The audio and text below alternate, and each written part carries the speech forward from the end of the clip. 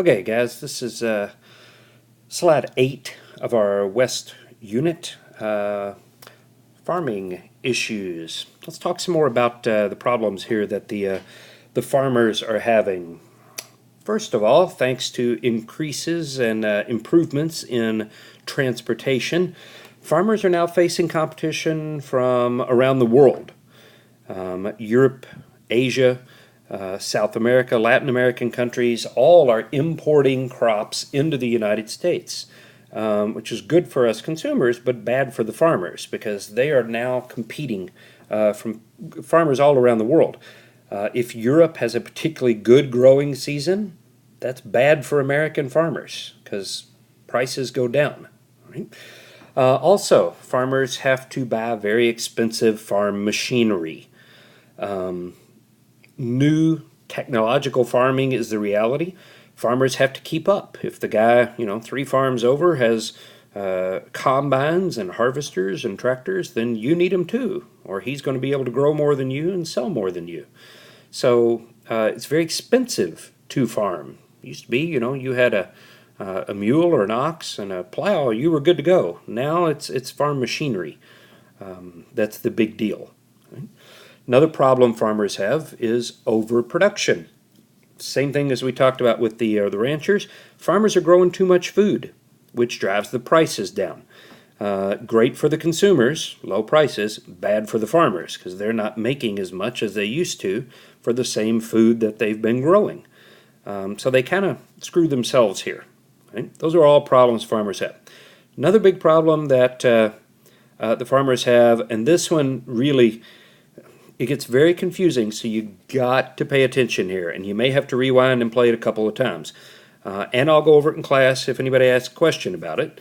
But we need to understand the difference here between inflation and deflation. Okay? Deflation doomed a lot of farmers. Okay? Because follow me here, okay? Pay attention here. There was a static money supply, meaning not a lot of new money was being introduced into circulation. Okay? So if there's not a lot of money out there in circulation, that's bad for the debtor, the guy who owes debts, the guy who owes money. If there's not a lot of money in circulation, that's bad for the debtors, and all farmers are debtors. They owe money, right? At least most of the year. Until crops come in, they can harvest them and then sell them. But most of the year, farmers owe money, right? Less money in circulation is bad for the farmers, right? Because their chances of getting their hands on some aren't very good. And in deflation, prices go down, which means you're making less money as a farmer, so there's less money coming in, prices go down, but because there's less money in circulation, the value of that money goes up.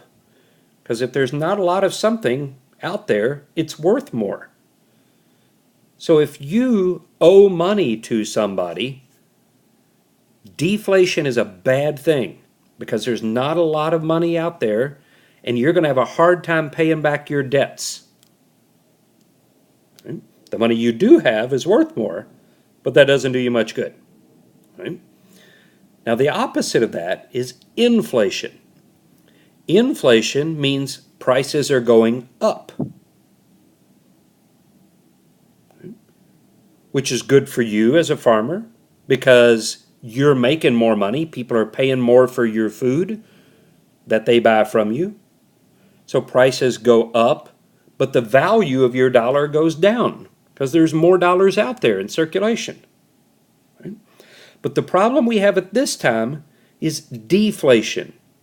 There's not a lot of money in circulation, and farmers that owe money are having real trouble paying off their debts. Right? So it is a bad time to be a farmer, money-wise. Right? It's also, and again, I'll be glad to answer any questions or help try to clear up that confusion in class. If anybody has one, please ask. Okay? Another problem here the farmers have, insects. and weather. Right? There's two insects in particular that are very problematic. The first one is this little bitty guy right here, and that is under a microscope, blown up lots and lots and lots of times. That is a tiny, tiny little microscopic bug. Right? It's called a boll weevil. Now let me spell that for you. Boll weevil. Two words, B-O-L-L, boll. Whoop, sorry about that. B-O-L-L, boll weevil. W-E-E-V, as in victory, I-L. W-E-E-V-I-L. Boll weevil. And that little tiny microscopic bug almost single-handedly wiped out the cotton crop in the South. That's a little cotton bud. He's gnawing, getting ready to gnaw on there. That little bug destroyed the southern economy. Boll weevil greatly hampers the farmers in the South. Because we don't have, at this point, we don't have insecticides. You know, you don't crop dust or anything like that. If insects get into your crops, there's absolutely nothing you can do about it. So other than the boll weevil, down here the picture in the bottom, you'll notice, those are grasshoppers. On the plains, the big problem were grasshoppers, or locust types of them. There you see a picture, grasshopper swarms on the plains. Those are all grasshoppers flying around that girl walking through the fields. Okay? Grasshoppers will eat your crops. They will destroy them, and they did. Okay? Weather is a problem, too, both extremes. There are floods in the South that are destroying farms in the late 1800s. There are droughts in the Midwest that destroy farms, and there's absolutely nothing you can do about it. Okay? So, just some more problems. Now, those are kind of nature problems here. These are man-made. Railroads and warehouses. Okay? Farmers are at the mercy of the railroads and the warehouses. Okay? When farmers have to harvest their crops, they need to store some of them in warehouses. Problem is, the farmers don't own the warehouses. Big companies come in, they build the warehouses, and they rent warehouse space to the farmers. Problem is, it's very expensive to rent. But the warehouse owners say, fine, if you don't want to rent our space, leave your crops sitting in your fields. See how long they last there. Because they're going to spoil. You got to get them indoors. So the farmers have to pay whatever the warehouse owners are charging to store their grain.